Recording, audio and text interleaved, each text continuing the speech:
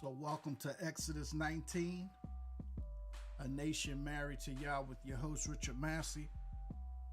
I pray that you guys are having a blessed Sabbath, and I pray also that whatever you and your family are going through, that Yah gives you the strength to go through it. Today we're going to be reading from Yirmeyahu 34. Yirmeyahu 34. But before we go any further, we're going to also read 2 Chronicles 7:14. If my people, which are called by my name, shall humble themselves and pray and seek my face and turn from their wicked ways, then I will hear from heaven and I will forgive their sin and I will heal their land. And from there we're going to go to Matthew 6:33. But seek ye first the reign of Elohim and his righteousness, and all these matters shall be added unto you. So today we're going to read from Yirmeyahu 34. And if you can read my board in the back, and some people can't, depending on where you're hearing this from, I think that this chapter is talking about the covenant commandments, and I think it's talking about the poor, but I should have also put on there slavery. Now, this is a big chapter, and this chapter is going to show you why Babylon was able to take over Jerusalem, and why is, man, this is not a good shot for me on my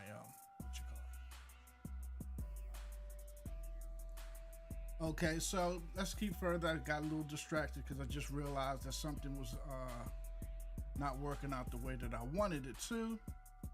So I'm going to have to discard that for this week. All right, so where we at?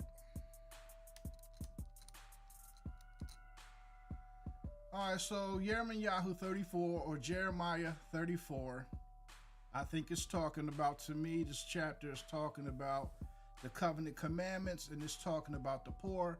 And I should have also put on there that it's talking about slavery. So before we get started with Yirmeyahu 34, I wanted to go to Colossians. And I wanted to read Colossians 3:20. Colossians 3:20, and it says, "Children, obey your parents in all, for this is well pleasing to the master." It says 21, "Fathers, do not provoke your children, lest they become discouraged." And it says, "Servants, even obey your masters according to the flesh in all respects, not with eye service as man pleasers, but in sincerity of heart, fearing Elohim." And that's actually the chapter I really wanted to get onto, was Colossians 3:22, when it says, servants,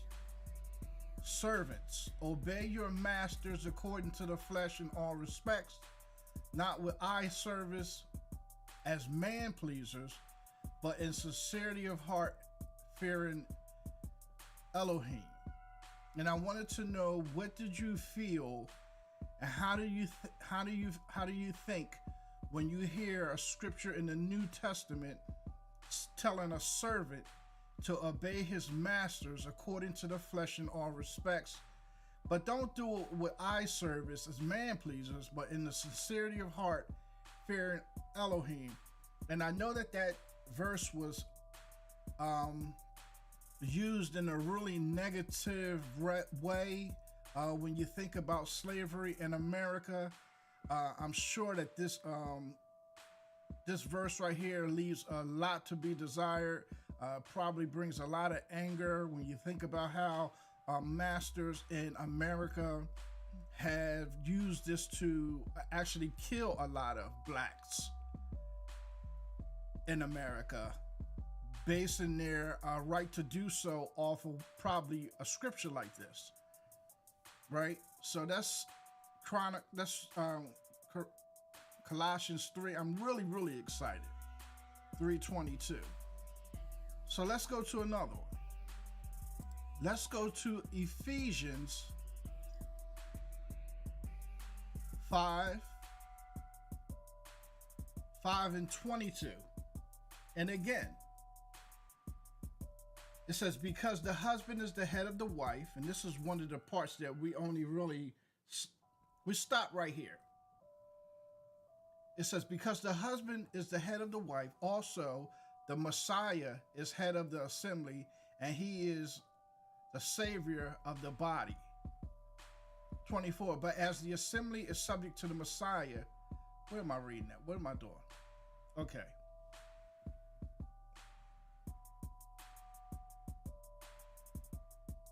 So it says, let's go back to Ephesians 5:21. Subjecting yourselves to one another in the fear of Elohim. Wives, subject yourselves to your own husbands as to the master. Right? So that's the one I wanted to read. I wanted to show again, wives, subject yourself to your own husbands as to the master. This is another one of the scriptures that a lot of people seem to get angry of for two different reasons. Why? One, the Bible telling wives to subject themselves to their own husbands, and to the latter part where it says, as to the master. But that's not the point I wanted to bring out. So let's jump from that one to the next one. Just want to get your feeling on when you read these scriptures. How do they make you feel when you come across them? And what did you think that they meant? Why did I bring up this one? I don't think I want this one here.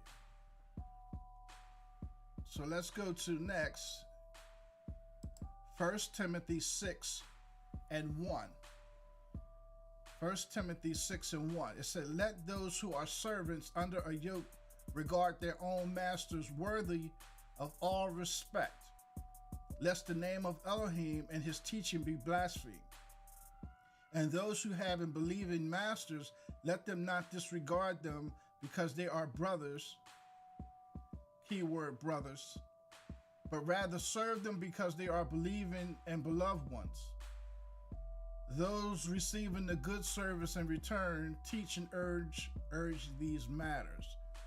1 Timothy 6:1, let those who are servants under a yoke regard their own masters worthy of all respect, lest the name of Elohim and his teaching be blasphemed. And those who have believing masters, let them not disregard them because they are brothers, but rather serve them because they are believing and beloved ones. Those receiving of the good service in return, teach and urge these matters. So 2, and those who have believing masters, let them not disregard them because they are brothers. So it sounds like the master and the servant are related nationally. These are Israelites owning other Israelites. Depending on who you believe the Israelites are, let's just say they're black, which I do believe, right? These are black Israelites owning other black Israelites because they're related as a nation, not by blood. Well, by blood too, right? It says, and those who have been believing masters, let them not disregard them because they are brothers, but rather serve them because they are believing and beloved ones.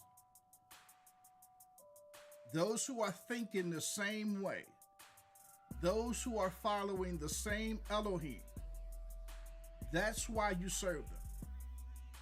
Those receiving of the good service in return, it says, teach and urge these matters. So, let's go to Exodus 21 and read the first 5 verses, because this is the law, right? This is not of the 10 commandments, but this is the law written by Moshe. Because a lot of times you read these other verses from the New Testament, you might want to skip over them because they make you angry, because you look at it based here in America, and you listen and you remember what the masters did to the slaves here in America. But Yah already had a law for that when it was an Israelite owning an Israelite. And this is why the New Testament is saying to obey your master. It wasn't talking about here in America. But the people here in America used these scriptures to control slavery and to make it to where when they did the things that they did, they were justified by the Bible in doing so. So when you're saying that today, in today's time, that you don't have to obey your master, and you look at it like, because this verse makes you so angry when you read this, because they use this wrong, this causes a lot of anger to come up. But there was already a law in regarding this given by Elohim to Moshe in Exodus 21. And it says in Exodus 21:1, these are the right rulings which you are to set before them. When you buy a Hebrew servant, he serves 6 years, and in the 7th year he goes out free for nothing. If he comes in by himself, he goes out by himself. If he comes in married, then his wife shall go out with him. If his master has given him a wife, and she has borne him sons or daughters, the wife and the children are the master's, because the master gave the man his wife, and they ended up having kids. If he was to leave at the 7th year, the wife and the kids belong to the master, and he goes out by himself. But if he came under the servitude of the master with a wife, when the 7 years come, him and his wife go together. 5, and it says, and if the servant truly says, I love my master, why would a servant love his master? Because his master does not have the authority to beat him or to kill him or to or bust an eye or knock out a tooth, because they're related. The servant is only there because he fell on hard time, not because he's under a curse, right? So it says in 5, if the servant truly says, I love my master, I love my wife, and I love my children, it says, let me not go out free because I want to stay with you, right? See, when you read where the New Testament verses came from, but how I always think that they were reworded when translated to better suit you as a slave or as a servant to be more obedient to your master when they tampered with the way they wrote it. But when you look at it from the Old Testament and how Elohim had it already planned out, that even though you're a servant or a slave, you're not to be mistreated in any kind of way, right? So that makes it a little bit more easier to swallow when you read it in the New Testament, that they are not supposed to abuse you because you're only a slave or a servant because you fell on hard time. So let's go down a little further to Exodus 21:21, right? Because see, this is If you misunderstand what the Bible is saying, this is how you'll get to how you feel that the Bible is not relevant in this day and time. And this is how you'll get to saying that the Bible is not for you, right? So let's go to Exodus 21:21. It says, but if he remains alive a day or two, because I skipped some conversation that Exodus 21 is having further up. It says, but if he remains alive a day or two, he is not punished, for he is his property. 22, it says, and when a man strive and they shall smite a pregnant woman and her children come out, yet there is no injury, he shall certainly be punished accordingly as the woman's husband lay upon him. And he shall give through the judges. But look at 23. He says, but if there is an injury, then you shall give life for life. So if that master was to hurt that servant, right? He has to give life for life. How about 24? An eye for an eye. If the master was to take out an eye in injury to the servant or slave, the same thing was supposed to happen to the master. They didn't do this in America because they put a white person over a black person here. So they had white supremacy, made it to where you would think that the white man was more valuable than the black man. So if he killed him, he had a right to do so. If he knocked out an eye, he had a right to do so. If he knocked out a tooth, he had a right to do so. It says hand for hand and foot for foot. It says burn for burn, wound for wound, lash for lash. So if you make it look like one nation is better than another nation, you could use those verses to keep a slave in order. But if you had somebody teach you that they took this from verses in the Old Testament, and it was in regards to a black person owning a black person, and how the person who was a slave was not necessarily a slave, but he was a servant who fell on hard times, who was to be set free in the 7th year and not to remain a slave for his whole entire life.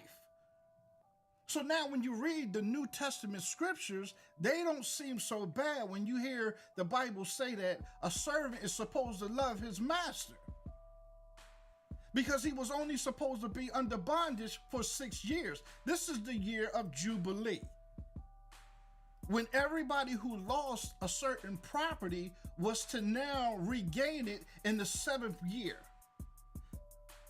And I do believe that this is where they get bankruptcy from. So you use a part of it for something else, but you don't use all of it for everything. So in bankruptcy, right? When you do bankruptcy, right? You're supposed to be, you stay in bankruptcy, what is it, for 7 years, and then you're supposed to be able to resume your life as normal. And this is a long, this is amazing when you're able to take something that the Bible intended to be one way, but because you're the superior group in the matter, you can rewrite it to create racism and hard times from one nation to another. So now we finally get to Yirmeyahu 34, or Jeremiah 34. And this is why sometimes I love to go into some of the chapters that seem to be extremely boring, because we only look for the chapters that give us, air quotes, hope, right? So let's find out why Babylon was able to take Jerusalem into captivity. What did the Israelites do for this to happen? Yirmeyahu 34:1. It says, the word which came to Yirmeyahu, which was the prophet from Yahweh, when Nebuchadnezzar, the sovereign of Babel and his army, and all the reigns of the earth under his rule, and all the people fought against Jerusalem and all its cities, saying. So 1 says again, the words which came to Yirmeyahu, the words that came to Jeremiah from Elohim. Elohim is going to tell Jeremiah something, right? He says, the reason why Nebuchadnezzar, who was the king of Babylon, and all his army and all his people are going to have, he's going to reign of the earth under his rule, and all the people, they fought against Jerusalem and all its cities, saying, thus says Yahweh, the Elohim of Israel, go and speak to Zedekiah, the sovereign of Yehudah, and say to him, thus says Yahweh, see, I am giving this city into the hands of the sovereign of Babel, and he shall burn it with fire. So why are you going to give our city into the hand of Nebuchadnezzar, the king of Babel? Why are you going to do that, Elohim? Why are you going to do that, Yah?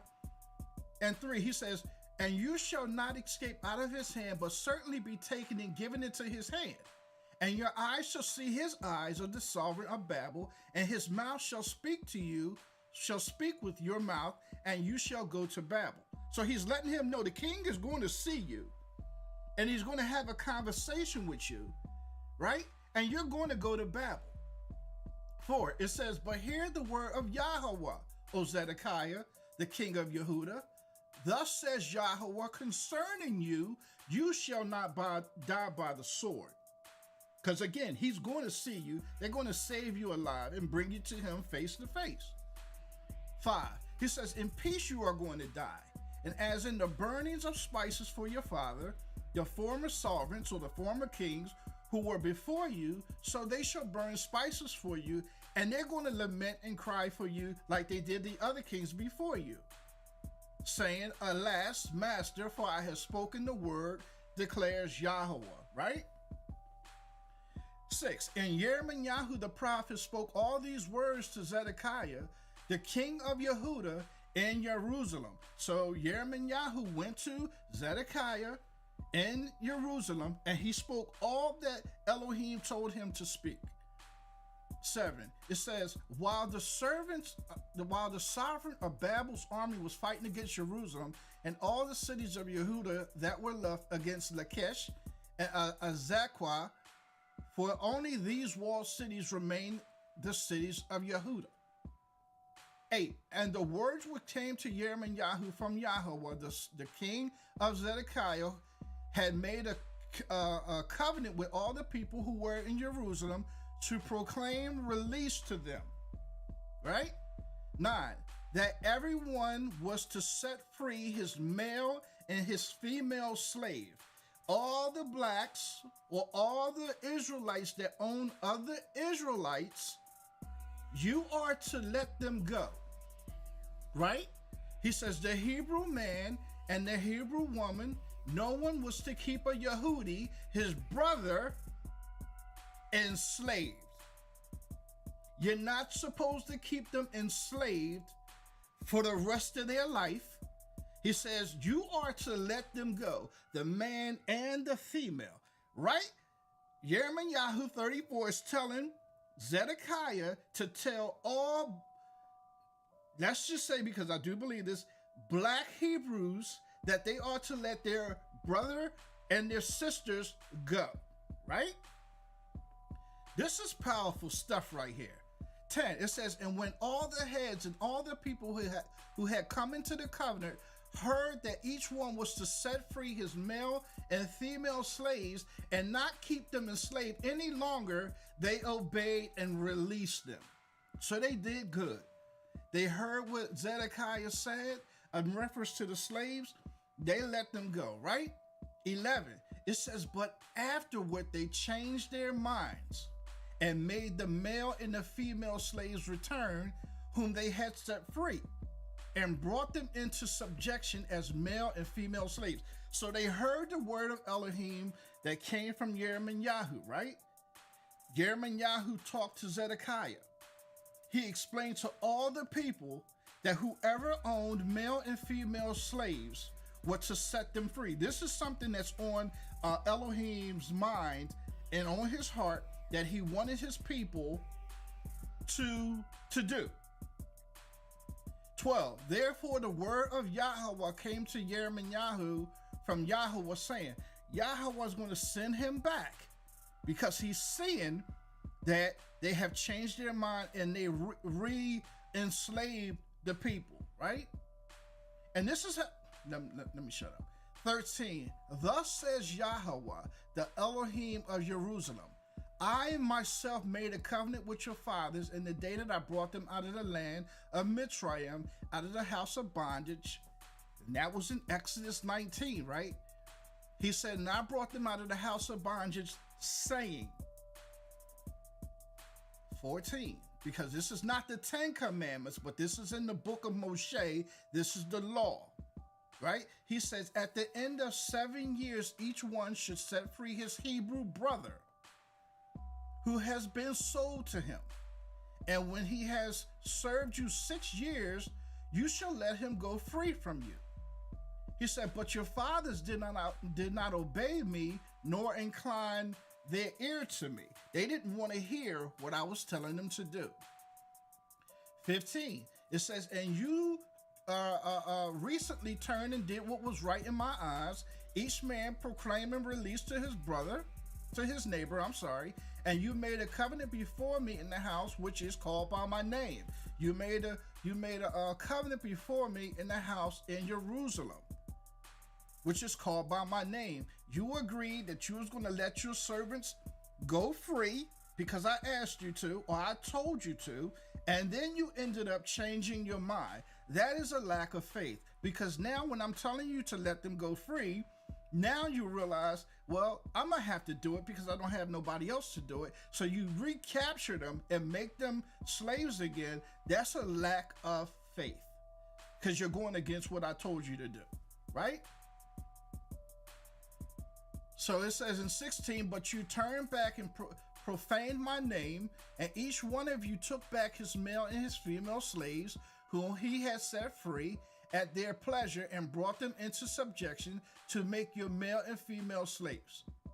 17.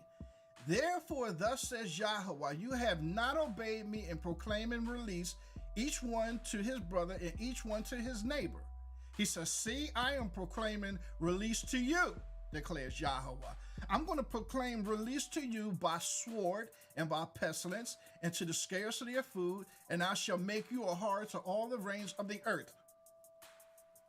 So when you hire or you elect a new mayor or president or police commissioner or sergeants or inspectors who have wisdom, it's going to fall short. Because you have people of Yehudah being masters and horrible masters over the people of Yehudah. So it's not all the white man's fault that we're in this situation. We have done some damage as well, right? Because if you say that we're all Israelites and we're black, this is not talking about a white man. This is talking about a black man. This is talking about a black men and women who think that they're better than other black men and women who want to be masters over black people, right? So that they can be kings and queens over everybody and have people serve them. Right? That's what it says here. 17. Therefore, thus says Yahweh, you have not obeyed me in proclaiming release to each one to his brother and each one to his neighbor. See, I am proclaiming release to you. I'm going to proclaim a release to you now. He says, declares Yahweh, to the sword or to the gun. He says, to the pestilence and to the scarcity of food, I shall make you a horror to all reigns of the earth. Oh my God, to all reigns of the earth? He's going to make us a horror. 18, and I shall give the men who are transgressing my covenant, who have not established the words of the covenant which they have made before me, when they cut the calf in two and pass between the parts of it. 19, he said, the heads of Yehudah and the heads of Jerusalem, the Enochs and the priests and all the people of the land who pass between the parts of the calf. 20, and I shall give them into the hand of their enemies. Leadership. You got people doing stuff for you and you're not even paying them well. You're taking full advantage because they're in a hard place. They can't go nowhere else. You have businesses not giving adequate pay, adequate insurance to, so that they can stay subjective under you. That's the only reason why you're shortchanging who your workers are. Your prices are too high. You're making enough money, but you won't pay your staff because you like them needing you. You like your staff needing you more than they need Elohim. So why would a person want to go to church and listen to a word of not faith when they can't feed themselves, when they can't repair their house, when they can't get their cars fixed, when they can't go on vacation, and you lay back and you tell them how you flew to Florida and all these international places, and they see your car outside and they heard about the house that you live in, and you live in large off of their backs. Yehudah's going to get you back. All you pastors who are living large off the hog, you have these people who you know can barely pay their rent. And you have all these cars. You have cars for you, your wife, and your kids. Your house is big enough to put your whole congregation in. And you know the lady down the street is struggling. And you're fine with that, because you're making out better, 10 times better than she is. Yahuwah's going to get you. He's going to release the pestilence on you from your enemies. You better believe it. It's going to happen, right? 20, and I shall give them into the hand of their enemies, into the hand of those who seek their life. And their corpses shall be food to the birds of the heavens, and the beasts of the earth are going to eat on you. And I shall give Zedekiah, the king of Yehudah, and his heads into the hand of their enemies, and into the hand of those who seek their life, and into the hand of the sovereign of Babel, the army that is withdrawn from you. Because I had them turn back, but I'm going to have them turn around again and go get you this time. He says, seeing I am commanding, declares Yahweh, and shall bring them back to this city, and they shall fight against it and take it and burn it with fire. And I shall make the cities of Yehudah a ruin without inhabitant. And that's the reason why it's in the state that it's in. And this is simply over somebody wanting to be better than somebody else. So what you're doing is you're posing to be Elohim, the mighty one, right? You're looking like Elohim is blessing you over everybody else, right? And then what you're doing to the servant or to the slave is you can't. There's only a few people who could possibly mentally not worry about the struggles that they're going through and focus on Elohim. Probably majority of the people are not doing the things that Elohim is asking them to do or telling them to do because they're overburdened with stress. And you are fine in them being in that state of mind. You know they can't pay their rent. You know that they cannot get their roof fixed. You know that they don't have enough food in their house. But you're fine where they are because better them than you. Man. you tell me that the Bible is irrelevant. We have people to this very day that are taking advantage of people and are fine with it. Their own black people. But all we talk about is the white man. And there's a story for that another time. But this is black. Yirmeyahu 34 is black on black crime. When you are doing enough to where you can do better, but you rather not, because then you can't get the things you want. Yeah, Yah's going to deal with you on that. Best believe it. He's going to deal with you on that. You're doing good and you're doing fine and you're living a life right now. But there's going to come a day when you're going to get your payback because you're taking advantage of Yah's people.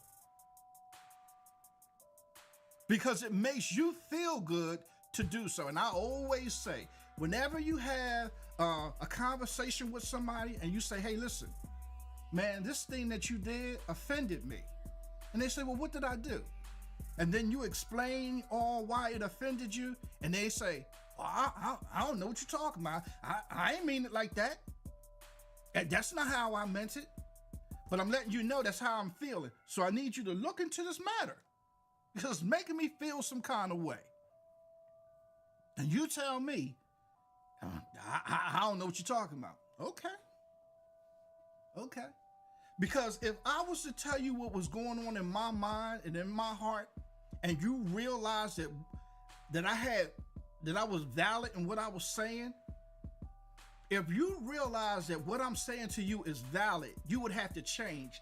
And I'm going to tell you until the day that I die. I think that that's why most people act like they don't know what you're talking about. Because if you tell me what's wrong with you, and I say, you know what, you got a good argument, now I have to change. And I think that that's what people don't want. It's not that you don't see what I'm saying. If you admit out of your mouth that what I'm saying or what a person is saying is validated, you're going to have to now not be able to do it because now you understand why they feel like they feel. And that's not what you want, because you feel better hogging all your stuff for you than to doing what you're supposed to do. Yeah. So this is just a reminder that this podcast is on Spotify, and how you can find that is Richard's Podcast. And I'm also on Instagram, and how you can find me on Instagram is 19_Exodus. And I'm live on YouTube as well. You can find me at 19Exodus Richard Massey. And I'm also on TikTok at Exodus19. So don't forget to like my page and to share my page where it applies. And I want to give a round of applause to Elohim and Yeshua.